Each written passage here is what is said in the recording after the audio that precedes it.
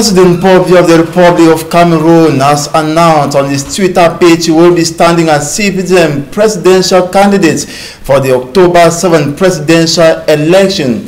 We shall be telling you more in this newscast. Good afternoon to you, Nadine Yamou. Merci, Innocent Nazé, bonjour. Mesdames et messieurs, bonjour à vous également. Et merci d'honorer ce rendez-vous de l'information sur Equinox Télévision présidentielle 2018. Paul Biya est candidat. Le président du Rassemblement démocratique du peuple camerounais a lui-même fait l'annonce de sa candidature ce matin via son compte Twitter. Paul Biya brigue ainsi un 7e mandat. On fait le point dans ce reportage de François Dikoumé et Sylvestre Zangaou. Chers compatriotes du Cameroun et de la diaspora, conscients des défis que nous devons ensemble relever pour un Cameroun encore plus uni, stable et prospère, j'accepte de répondre favorablement à vos appels pressants. Je serai votre candidat à la prochaine élection présidentielle. Voilà ce que Paul Biya a écrit sur son compte Twitter. Le président du Rassemblement démocratique du peuple camerounais est donc on ne peut plus clair. Il est candidat à la présidentielle du 7 octobre prochain. Paul Biya brigue ainsi un 7e mandat. Son premier, c'était en 1984, 2 ans seulement après avoir hérité du pouvoir, suite à la démission d'Amadou Ahidjo. Son second mandat, c'était en 1988, toujours sous les couleurs du parti unique, l'UNC. Après l'arrivée du multipartisme au début des années 90, Paul Biya est élu en 1992, puis 1997, 2004 et 2011. Les élections de 2004 et 2011 se sont déroulées sous des slogans précis du candidat du RDPC. Le Cameroun des grandes ambitions en 2004 et le Cameroun des grandes réalisations en 2011. Que se passera-t-il pour la campagne électorale de 2018? Si on ne peut encore répondre à cette question, il y a déjà un fait nouveau. C'est la première fois que Paul Biya utilise les réseaux sociaux, précisément son compte Twitter, pour annoncer sa candidature à l'élection présidentielle. Pour savoir si sa campagne électorale se passera aussi sur les réseaux sociaux, il faudra attendre le 24 septembre prochain, date fixée pour le début de la campagne électorale. Et parmi les candidats déclarés à cette élection présidentielle de 2018 figure Jean-Jacques Ekindi. Il a fait l'annonce hier à Yaoundé. Le chasseur de Lyon se positionne comme étant défenseur d'un pays fédéral et des réformes du système éducatif. Élisée Borba et Aïe Cyril.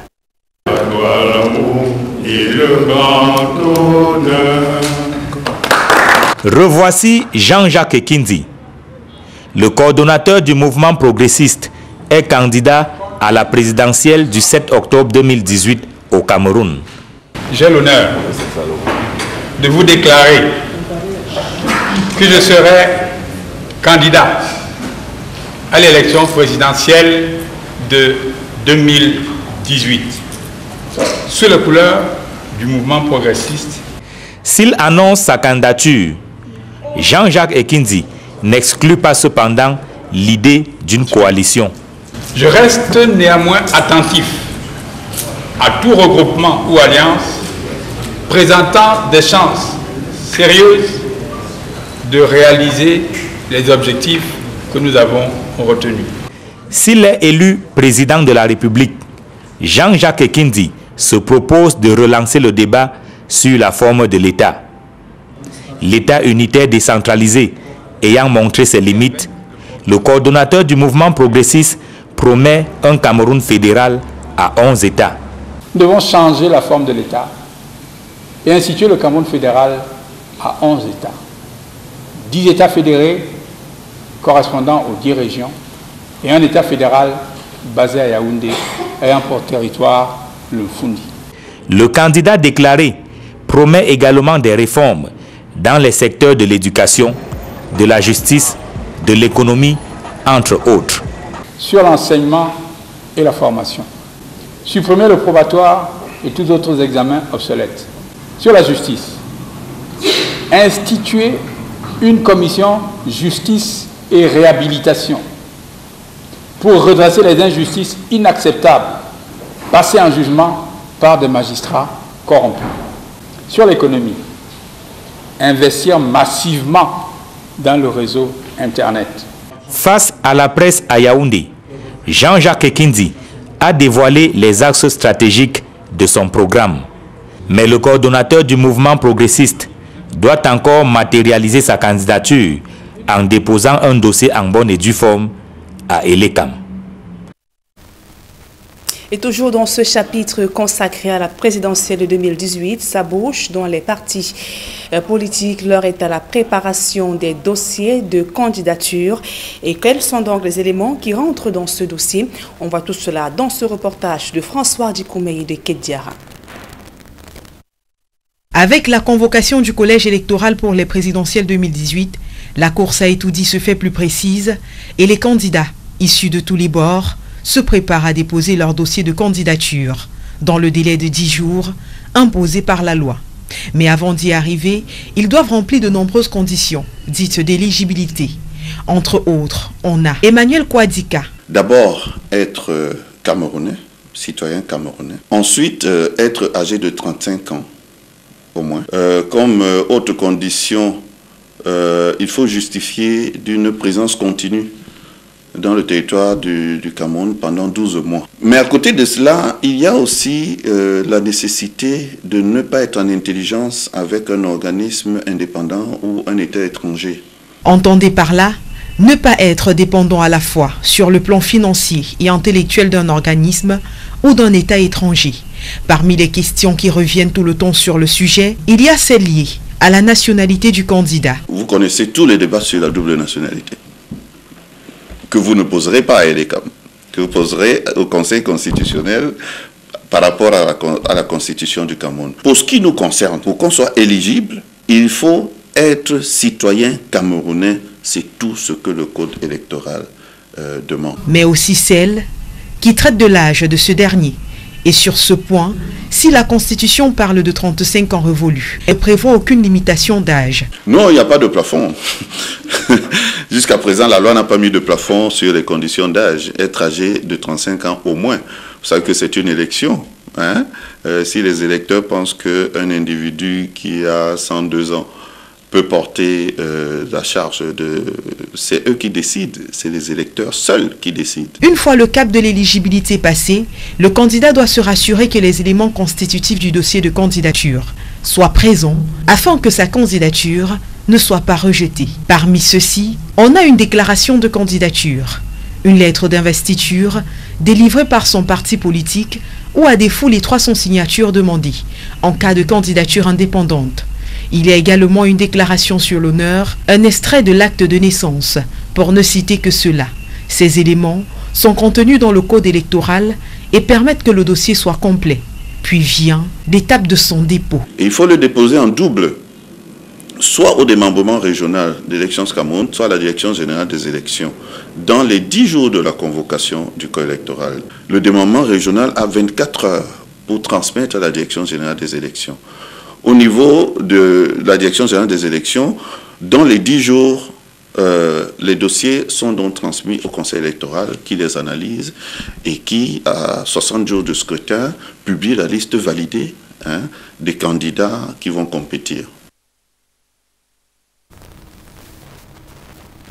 Dans le reste de l'actualité, le ministre de l'administration territoriale annonce le début de l'opération du plan d'urgence humanitaire en faveur des déplacés et réfugiés de la crise anglophone, annonce faite ce vendredi à Douala au cours d'un point de presse. Paul Atangandi a également visité ce vendredi un entrepôt génie militaire de Douala où sont stockés les denrées et vivres destinés aux victimes de cette crise anglophone. Cependant, Paul Atangandi n'a pas donné les différentes articulations de ce plan d'urgence sur le terrain. Comme vous le voyez en image, Paul Atangandi qui a visité ce matin un entrepôt du génie militaire de Douala où sont stockés les denrées et vivres destinés aux populations déplacées et réfugiées de la crise anglophone. Paul Atangandi a annoncé donc ce jour le début de l'opération du plan d'urgence humanitaire au cours d'un point de presse donné ce matin à Douala.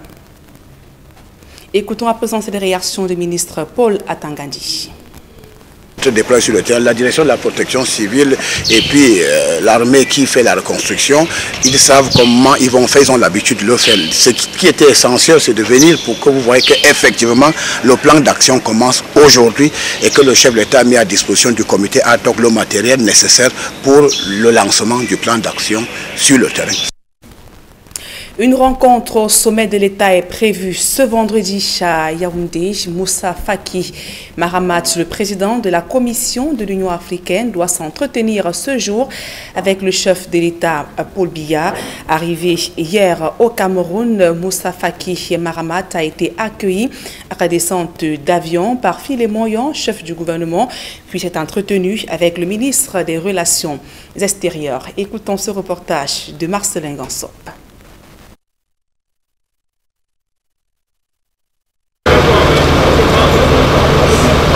C'est à 14h35 que l'avion est à son bord. Le président de la Commission de l'Union africaine a foulé le tarmac de l'aéroport international de Yaoundé-Simalène pour l'accueillir. Le Premier ministre chef du gouvernement. L'arrivée de Moussa Faki Mahamat dans notre pays n'est pas un fait du hasard au regard du contexte socio-économique actuel, au regard également des défis qui interpellent l'Union africaine. Une visite qui commence au ministère des Relations extérieures où Moussa Faki Mahamat a été reçu par le jeune Bélam Bella, le ministre des Relations extérieures. L'agenda est essentiellement de bon, issu de la direction traditionnelle du Royaume Bambou, peuple de l'Ouest Cameroun. Mais le point culminant de cette visite de 112 heures au Cameroun du président de la Commission de l'Union africaine est ce tête-à-tête entre Moussa Faki Mahamat et Paul Biya, le président de la République. Une audience qui devrait permettre aux deux hommes de passer en revue un certain nombre de faits d'actualité majeurs sur le continent, au Cameroun, mais comme on l'a dit également par rapport même à l'avenir de l'Union africaine. Dans l'après-midi de vendredi, Moussa Faki Mahamat est attendu au campus de l'Institut des Relations internationales du Cameroun où il doit animer une conférence. Une visite donc de 112 heures, pleine de signification, pleine de sens au regard des relations que le Cameroun entretient avec l'Union africaine. Faut-il rappeler ici que de hautes personnalités de la République ont occupé des postes importants au niveau de ce qu'on appelait à l'époque l'Organisation de l'Union africaine avant de devenir aujourd'hui l'Union africaine. C'est dit combien cette visite est pleine de sens en attendant d'en savoir davantage sur le menu des échanges entre Paul Biya et Moussa Faki Mahamat. Ici Yaoundé, ici Emmanuel Diop, Marcelin Gansop, dans la suite de la visite du président de la Commission de l'Union africaine, Equinox Télévision. Et précisons à la suite de ce reportage de Marcelin Gansop que cette visite du président de la Commission de l'Union africaine intervient dans un contexte marqué par des défis sécuritaires dans les régions du nord-ouest et du sud-ouest Cameroun. L'Union africaine était d'ailleurs préoccupée par ce climat qui prévaut dans les régions anglophones. Et justement, les séparatistes anglophones, après les régions anglophones, ont attaqué la ville de Fongotongo dans le département de la Menois, région de l'ouest Cameroun. Prise de panique, les populations ont été obligées de prendre la fuite. Les précisions avec Gladys Sidi. Des enfants entassés comme des sardines dans un véhicule, des personnes qui font des pieds et des mains pour trouver un moyen de transport. La psychose s'est emparée des populations de Fongotongo et de Fondora, deux groupements situés dans le département de la Menois, région de l'Ouest.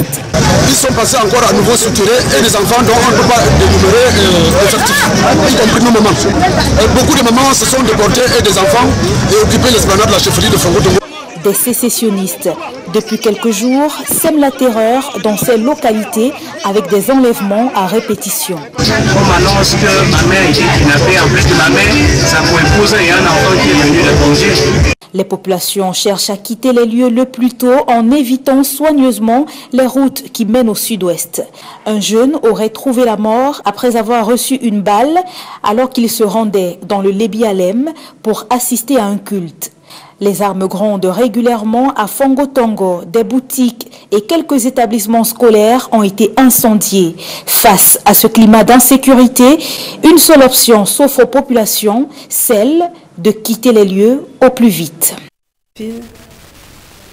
Et pour sortir de cette première partie du journal, ce fait divers, un gang de braqueurs démantelé à Douala, Boka, Gislain, Epo, Njoumé et Kwayep Jean, spécialisés dans le vol de motos et braquage à main armée. Ils ont été appréhendés par les éléments du groupement de gendarmerie territoriale du littoral. Pris en filature, ils s'apprêtaient à vendre une moto qu'ils ont arrachée entre les mains d'un habitant de Konsamba dans le département du Mungo. Interpellé au niveau du tunnel Ndokoti, ces présumés malfrats avaient en leur possession 2 pistolets, dont un automatique et un autre de fabrication artisanale, 9 munitions pour fusil de calibre 12, un poignard, une paire de ciseaux et un rouleau de scotch qui leur permettait de ligoter et de museler leurs victimes.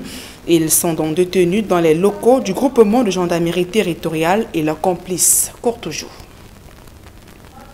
À présent, la deuxième partie de ce journal avec vous, Innocent Nazé. Right, Nadine Yambo, once again, good afternoon to you, televiewers, and thanks for staying with us in this second segment of the newscast. President Paul Biya of the Republic of Cameroon has announced he will be standing as a CBDM presidential candidate for the 7th October 2018 presidential election. President Paul Biya made the announcement this morning on his Twitter page. It is the first time he uses the social media to announce his candidature. The head of state says he accepts hitting to the people's call to stand as candidates for the 7th time for a more united, stable and prosperous Cameroon. CPDM militants and supporters had always described Paul Biya as their natural candidate. A shocking news, as many had thought he would step aside for another aspirant from the party, like was the case with the Social Democratic Front of Nijon Funzi. And it should be noted that the national president of the Progressive Movement Party, Honorable Jean-Jacques Ekindi, equally announced yesterday during a press conference in Yaoundé that he will stand as a presidential candidate. He says that a unitary decentralization form of the state has been a failure, and that only a 10-state federation can be the solution to the problems Cameroon is facing. Let's hear him in this excerpt. I have the honor to announce that I'll be candidate on the upcoming presidential election. I'll be presented by my party. Anyway, if we find a sound alliance to make sure or to improve our chances to see our project implemented in our country, we are ready for any discussion. And what are the conditions required for an aspirant to be a candidate to the presidency of the Republic? That's the question we put in the hands of Babila Jonathan, as he tells us more in this report.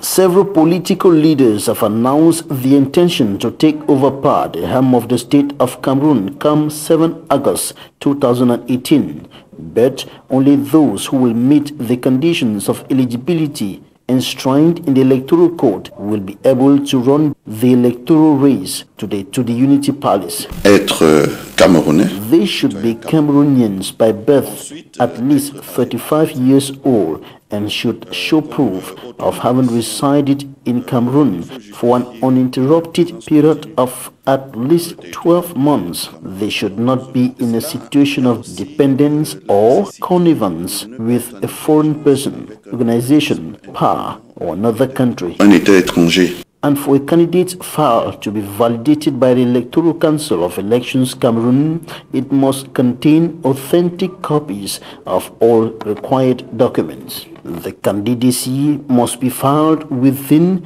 the time limit prescribed by the law. Il faut le déposer en double. It has to be filed in 2 copies, either at an ELECAM regional branch office or at the head office within 10 days from the day the election date is announced. The regional office has 24 hours to transmit the files to the head office, where they will be examined. The head office sends the files to the Electoral Council, which will then publish the list of candidates 60 days before the election. Les candidats qui vont compétir. The President of the Republic of Cameroon is elected for a renewable term of office of 7 years by universal suffrage and by direct, equal, and secret ballot. The single-round majority ballot takes place no less than 20 days and no more than 50 days before the expiry of the term of office of the incumbent. The office of the President of the Republic is incompatible with any other public elective office or professional activity. Musa Faki Mahamat, the African Union Commission chairperson in Cameroon for a 3-day visit, will hold talks with President Paul Biya of the Republic of Cameroon today. That will be followed by a dinner to be granted by the presidential couple. Musa Faki Mahamat will grant a press conference at 4 p.m. The AU Commission boss, it should be noted, arrived Cameroon yesterday via the Yaoundé-Simalène International Airport, welcomed by Prime Minister and Head of Government Philemon Yang. He later met with the Minister of Foreign Affairs, Le Jeune Belambela. Musa Faki Mahamat is due to leave Cameroon. That will be on Saturday. And now we tell you how decentralization can still address the problems plaguing local communities, says Minister Elanga Obam George, in charge of decentralization and local development ministry, was speaking in the Southwest region during a 3-day working visit. Derek Jato tells us more. The convoy of the Cameroon Minister of Decentralization and Local Development is bypassing with a heavily sophisticated and combat-ready military convoy. We are at mile 16, the gateway into Buea subdivision. The picture is clear. There is trouble in the land. And visiting the Southwest region for its first time, which falls in line with his nationwide tour, Minister Elanga Obam George must have been briefed on the security challenges in the Southwest region. The decentralization boss is heading to Limbe, this day one of his 3 days mission in the Southwest region. But earlier, he stopped and visited the Buea Council chamber, during which he also revealed what has brought him into the Southwest region. I came to Buea to talk with the mayors, to talk with the administration, to see what the mayors are doing, what the administration is doing about decentralization, and how they are collaborating. And I also come to talk with people about the way they feel we can implement decentralization, and of course, to explain to them what the President of the Republic is thinking about it, meaning it should be accelerated. While in Limbe, he inspected the almost finished Limbe Territorial Council in Bimbia, and later the Limbe City Council, then the regional office of the Special Council Support Fund for Mutual Assistance, FECOM. He also visited the new Limbe 1 Council building, which is also taking shape. The Minister of Decentralization and Local Development ended his day one here at the site to host the Southwest Regional Office of FECOM, during which he frowned at the slow pace at which work was advancing here. Minister Elanga Obam George, per the program, will be meeting all the senior divisional officers of the Southwest region, and later all the mayors of the Southwest region. And as the Southwest people wait for the outcome, it is also widely believed here that the near absence of decentralization is one of the foundation stones on which the today tall, complex and war picture Anglophone crisis is constructed.